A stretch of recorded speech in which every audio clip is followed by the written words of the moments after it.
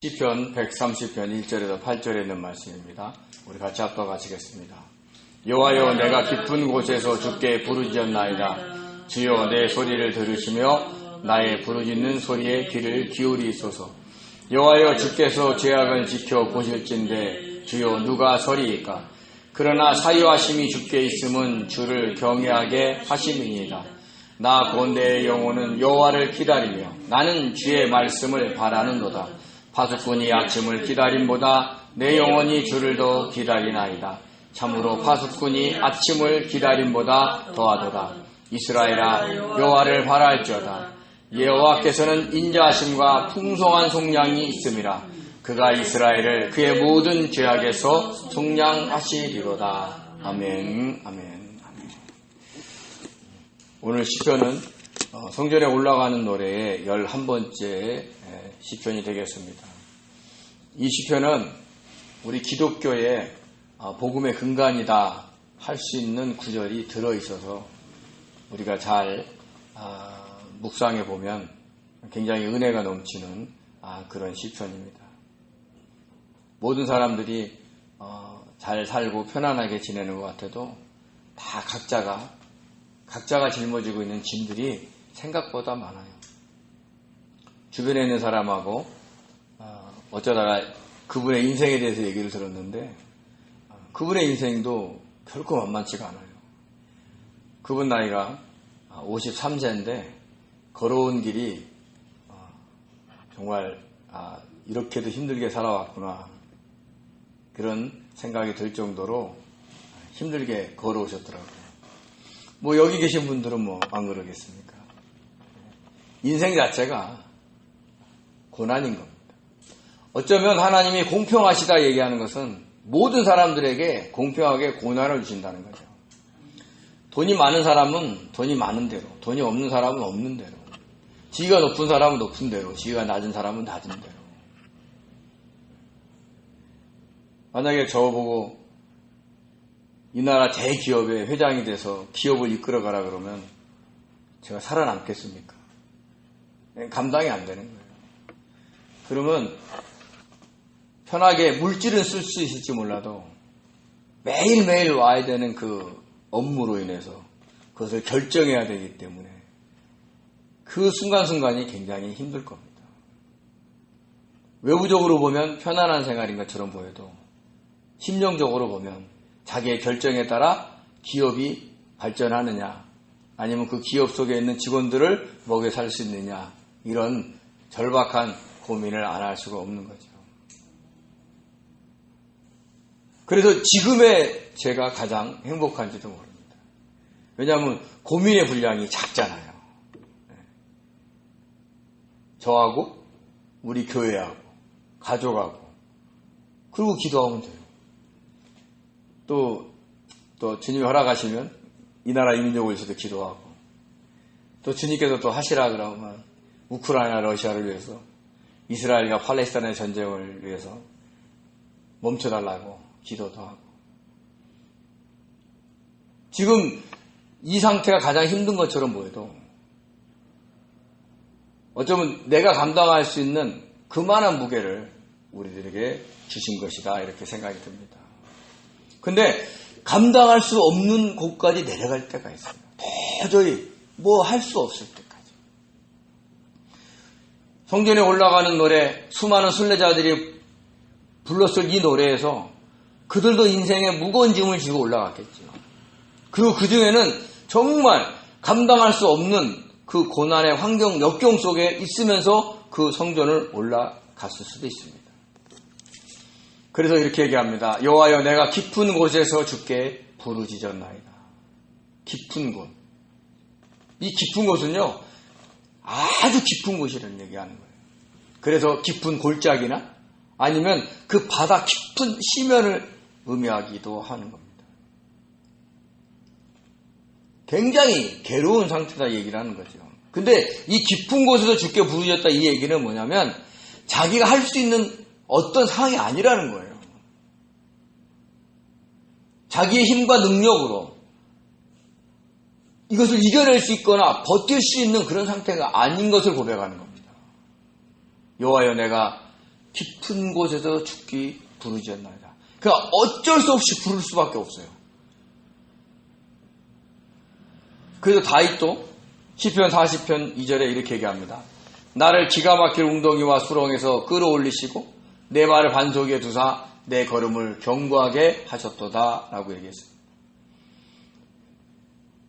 믿음의 선조인 다윗도 기가 막힐 웅덩이와 수렁에 있을 때가 많았다는 얘기를 하는 겁니다. 도망 다닐 때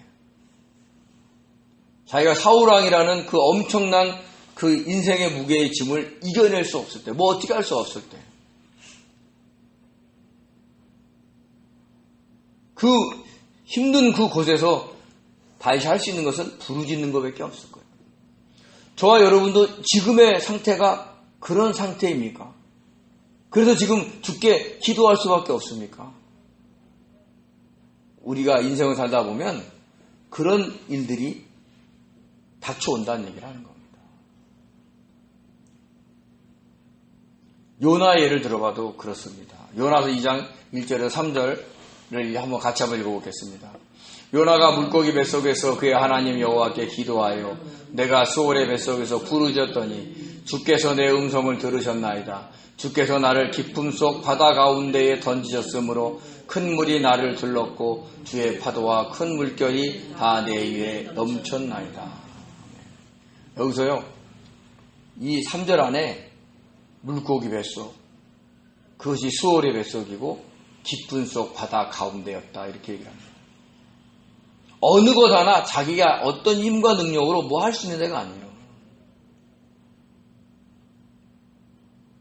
약간의 차이가 있으면 다윗의 예를 들어보면 사울왕의 모함으로 인해서 어려운 일을 당한 얘기 많았고, 요나는 하나님의 명령에 불순종해서 저런 어려움을 겪고 있다는 겁니다.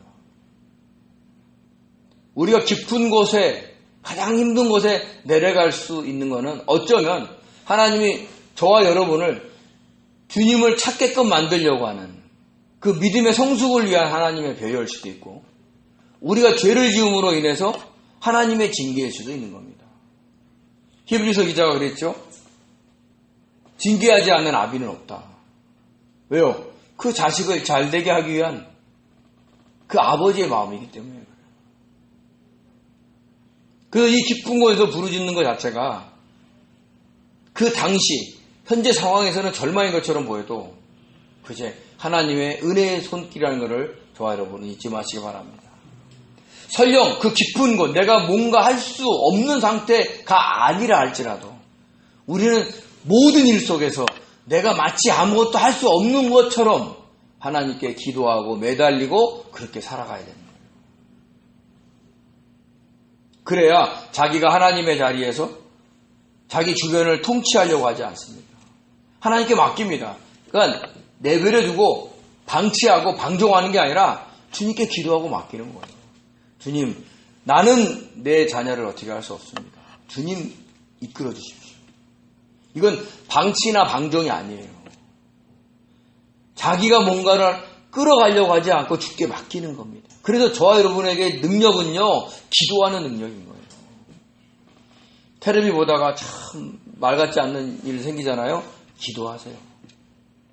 저는 이렇게 얘기 듣다가 우리나라 경제가 어렵다고 막 패널들이 막 얘기하잖아요. 그럼 기도합니다. 주님, 우리나라 경제 살려달라고. 기도 제목인 거예요. 제가 갖고 있는 능력이 그거밖에 없어요. 제가 우리나라 경제를 뭐 어떻게 할 수 있겠나요? 금리를 뭐 조정할 수 있나요? 가난한 사람들에게 막 다 돈을 나눠줘갖고 그들을 잘 살게 할 수 있나요? 없습니다. 그래서 옛날 속담에 그러죠. 가난한 자는 임금도 어떻게 못한다. 근데 저와 여러분에게는 기도할 수 있잖아요.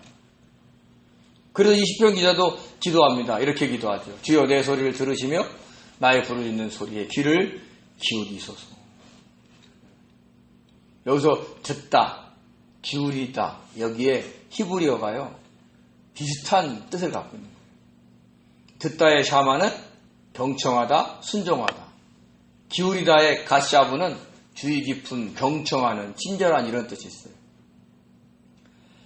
이 얘기는 뭐냐면 자기의 소리에 하나님이 응답하실 것을 믿는 거예요. 들어주실 것을 믿는 거예요. 그 신뢰 속에 부르짖는 거예요.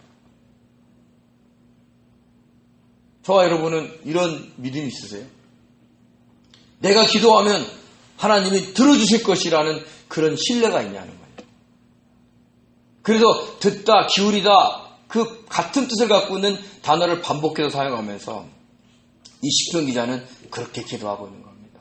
하나님이 들어주실 줄 알고 자기가 깊은 곳에 부르짖는데 하나님이 들어주실 줄 알고 부르짖는 거예요.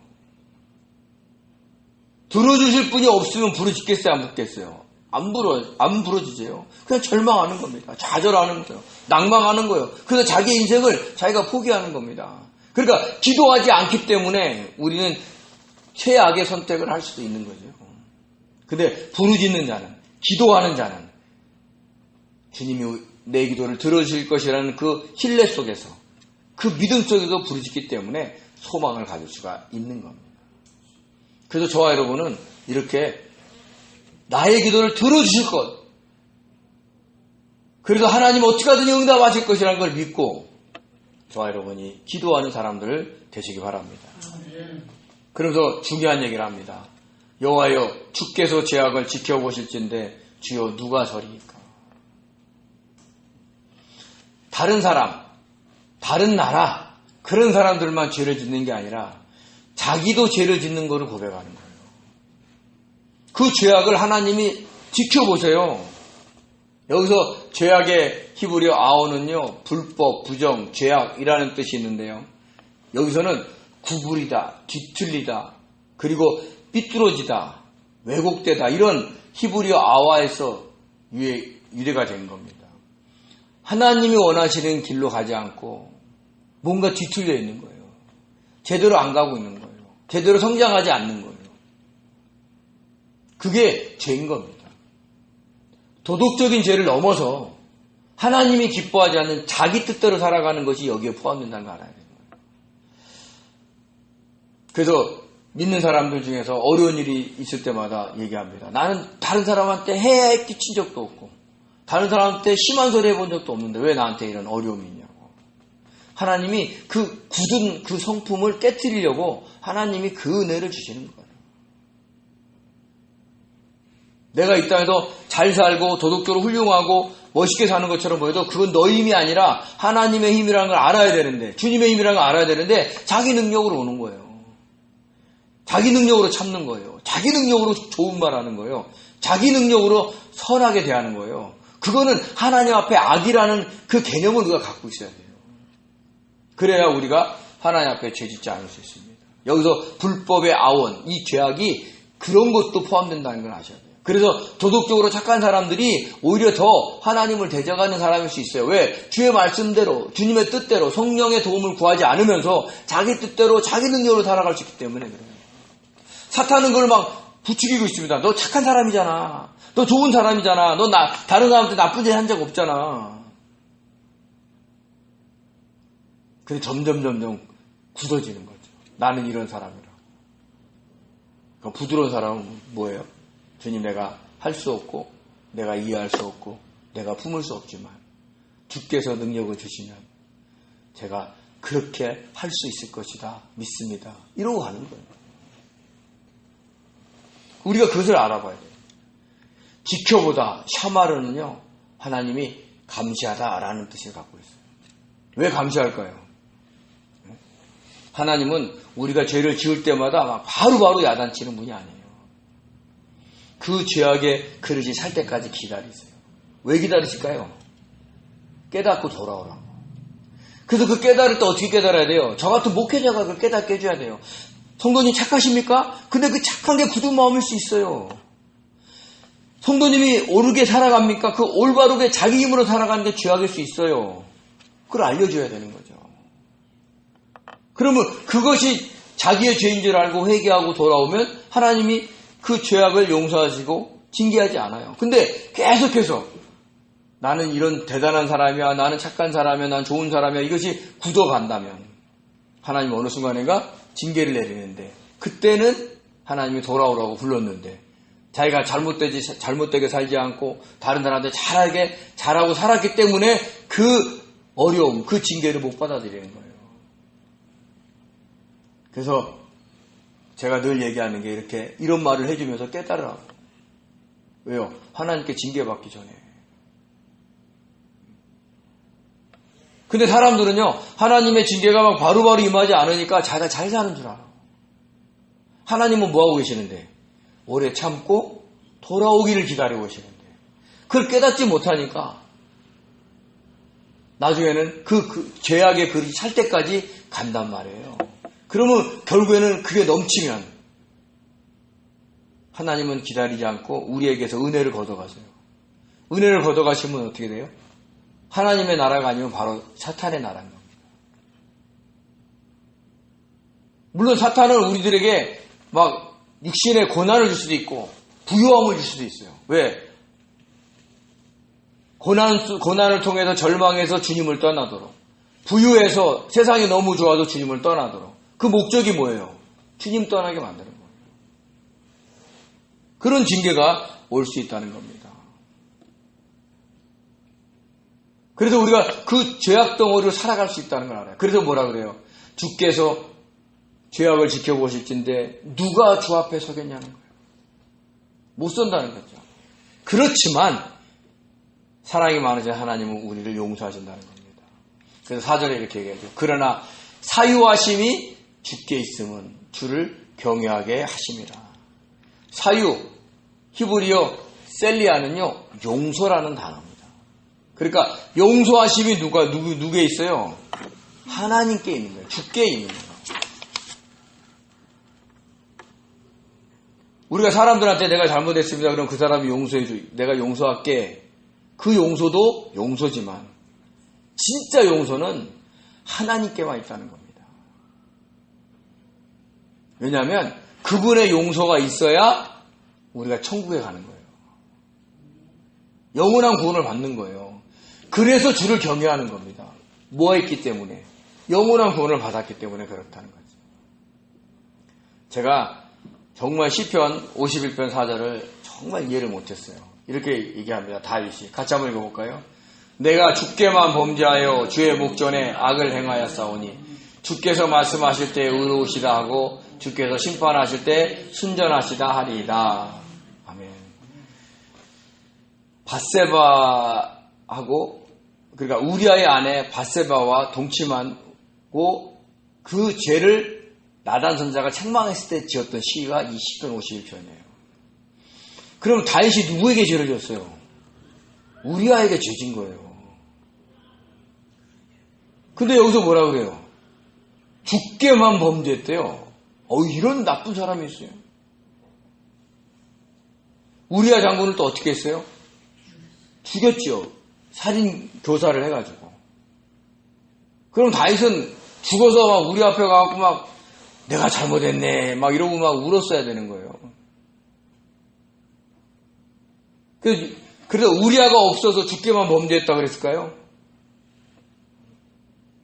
아닙니다.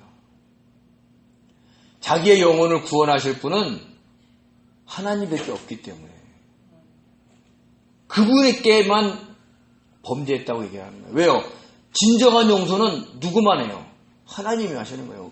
인간이 용서하는 거는요, 우리의 구원과 아무 관계가 없어요. 그냥 용서해 주는 거예요. 내가 어떤 사람한테 잘못했어. 그래서 내가 잘못했습니다 하고 용서를 구했더니 그 사람이 그래 당신이 나한테 용서를 구했으니까 내가 용서해 줍니다. 그것은요, 그 죄악에 대한 얘기를 하는 거예요. 그러나 우리 영혼의 구원에 대한 얘기는 그 상대방이 나한테 어떻게 해줄 수가 없는 거죠. 그래서 다윗이 내가 주께만 범죄했나, 이 얘기는 뭐냐면 자기가 영원한 구원 못 받을까 봐. 그래서 주께만 범죄한 거예요. 저와 여러분도 누구에게만 범죄하는 거예요? 주님께만 범죄하는 거예요. 그렇다고 해서 막 사람들한테 막 하고 나 몰라라 이런 얘기 하는 게 아니에요. 사람에게도 잘못하면 용서를 구해야 되지만 그 용서는 우리의 구원과는 관계가 없어요. 그렇기 때문에 저와 여러분이 철저하게 주님과의 관계가 회복이 되셔야 된다는 것을 잊지 마시기 바랍니다. 그래서 용서가 주께 있어. 저와 여러분이 어떠한 죄를 져도 나중에 죽을 때 하나님이 죄를 사해 주시죠. 왜요? 우린 이미 사함 받았어요. 누구 믿을 때? 예수님 믿을 때.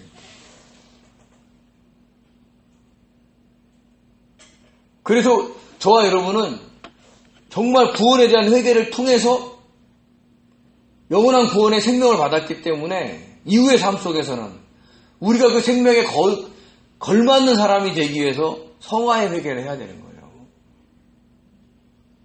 그래서 우리의 모든 죄를 용서해 주신 그 하나님을 표현했기 때문에 루터는 이 구절을 가지고 복음의 심장이다라고 얘기하면서 찬송가 363장을 작사를 했습니다. 내가 깊은 곳에서. 우리가 잘 불러보진 않습니다. 그래서 이번 주일날 주일 예배 때 한번 불러보려고 합니다. 363장입니다. 내가 깊은 곳에서. 이 시편 130편을 그대로 작사한 거예요. 유명한 신학자 중에 성 어거스틴이 있습니다. 이분은 자기가 죽을 날이 다가왔을 때 이 시편 130편 4절을 벽에 적어놓고 읽으면서 임종을 했어요. 왜요? 죽게 해서. 그러나 용서하심이 누구에게 있어요? 하나님에게 있습니다. 그래서 자기가 주를 경외합니다. 자기의 죄를 용서해 주십시오.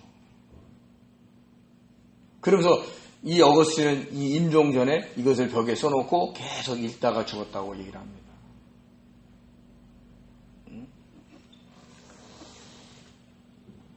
그러니까 이것을 아는 거예요.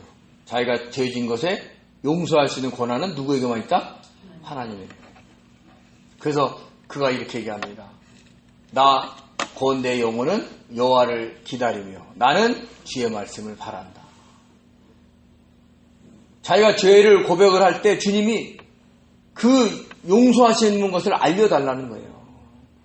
주의 말씀을 자기가 바란다는 거죠. 찾아볼까요? 기다리다의 히브리어 카와와 바라다의 야할이요. 똑같이 뜻이 같아요. 표현하는 단어만 다른 거예요.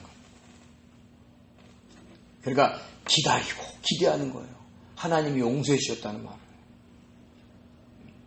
왜냐하면 우리가 죄악 속에 있으면 주님과의 교제가 끊어져요.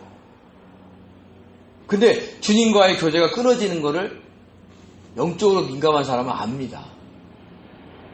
그런데 하나님께서 우리가 죄를 고백한 것으로 인해서 하나님이 용서해 주시면 그 교제가 회복이 된 걸 또 느껴요. 그래서 이 얘기를 하는 거예요. 내 영혼이 여호와를 기다리며 나는 주의 말씀을 바라도다. 기다리고 있다는 거죠. 말씀해 달라는 겁니다. 용서해야 한다고. 어느 정도로 바라느냐? 6절에 이렇게 얘기합니다. 파수꾼이 아침을 기다림보다 내 영혼이 주를 더 기다리나니 참으로 파수꾼이 아침을 기다림보다 더하도다. 군대 가면 보초를 씁니다. 실내 보초를 불침범이라고 그러고, 그리고 각 자기 부대가 경계해야 될 곳을 이렇게 돌아다니면서 경계를 쓰게 됩니다. 만약에 전투 중이었다면 평상시 때 경계병들은 느슨해요. 근데 전투 중이면 언제 적군이 서들어올지 모르니까 긴장하면서 보초를 쓴다는 거죠.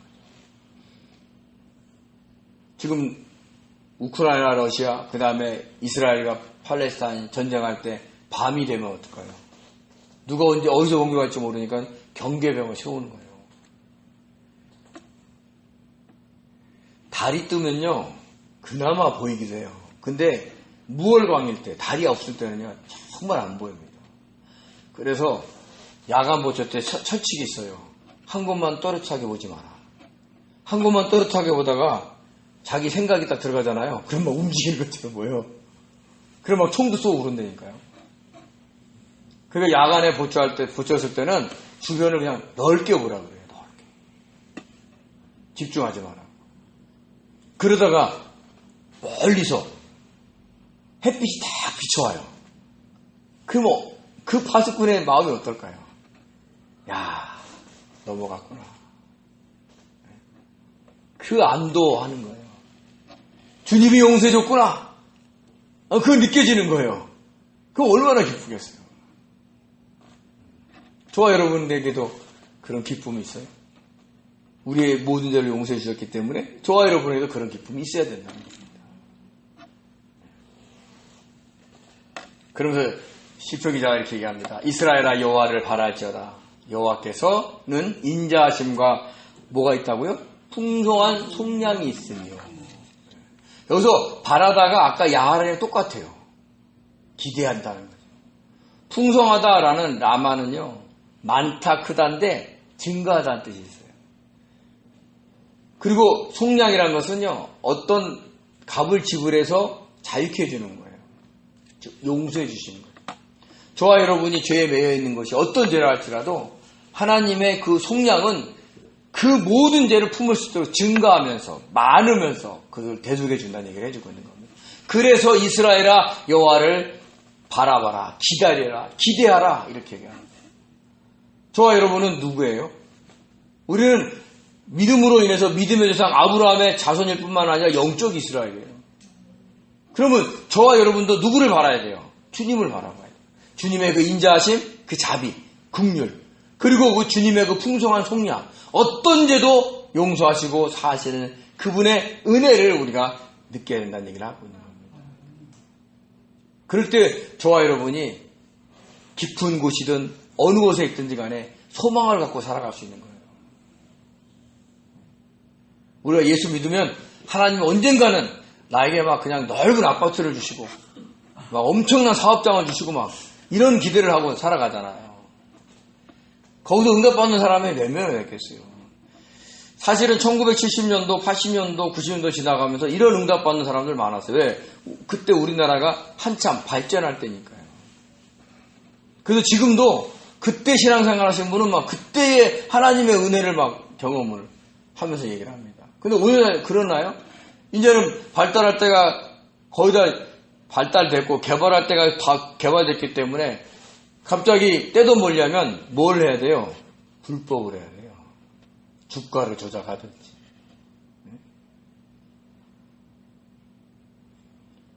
70년대, 80년대, 90년대 믿었던 그런 응답은 요즘에는 잘 없어요. 근데 그것만이 복이 아닌 거예요. 우리의 죄가 용서받았다는 것 자체가 얼마나 큰 복이라는 것을 저와 여러분이 깨달으시기 바랍니다. 그래서 어떤 목사님이 그랬어요. 계속되는 회개는 죄를 이긴다. 그래서 우리가 그 용서하심이 주께 있기 때문에 주님을 바라보면서 용서를 구하면서 그분에게 다가가셔야 되는 거예요. 그런 만큼 저와 여러분이 성숙되고 성장한다는 거죠. 그래서 아주 중요한 말을 합니다. 우리 8절을 같이 한번 읽어볼까요? 그가 이스라엘을 뭐 한다고요? 그의 모든 죄악에서 속량하시리로다.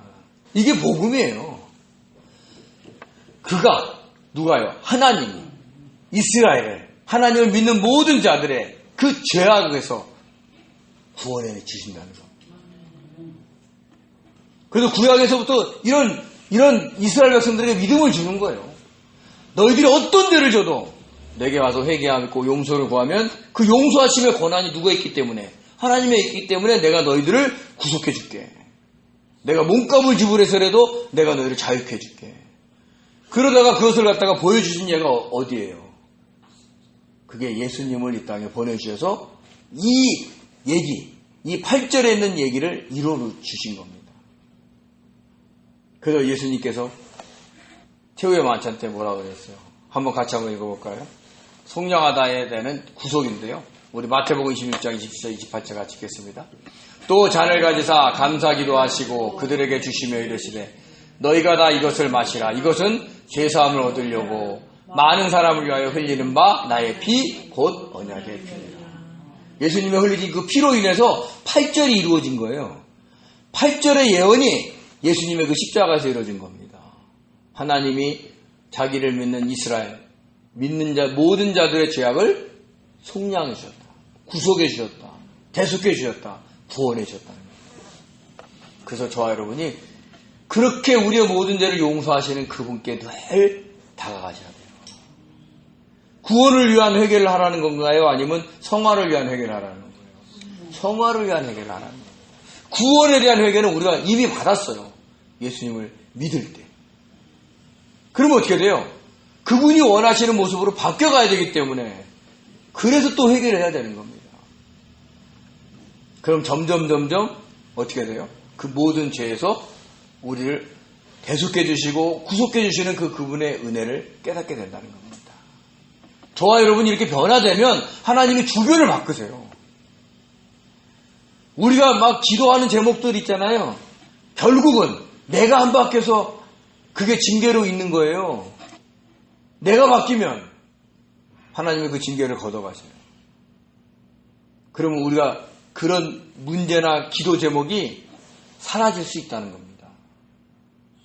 아니면 생각지도 않게 축소가 되든지 그런 은혜가 있어야 돼요. 결국은 내가 바뀌지 않으면서 우리는 뭔가를 주님께 요구한다는 것은 우리가 아직 깊은 곳에 머물지 않았다는 걸 아는 겁니다. 깊은 곳, 어떤 곳이라고 했어요? 내가 뭔가를 할 수 없는 그것. 그래서 오직 주의 은혜만 구할 수 있는 곳. 우리는 날마다 그런 자세로 살아가셔야 돼요. 그래서 주님께 맡기고 주님께 기도하고 성령의 도움을 구하면서 말하고 행동하면서 우리가 다른 사람을 사랑하셔야 돼요. 그럴 때 하나님의 그 은혜, 그 속량하심의 그 은혜가 어떤 것인가를 깨닫게 될 줄 믿습니다. 그로 인해서 저와 여러분의 삶에 많은 변화가 있기를 예수님의 이름으로 축원드립니다. 기도하겠습니다. 은혜로우신 하나님 아버지 감사드립니다. 사유하심이 주께 있습니다. 용서의 권한은 주님께 있음을 고백합니다.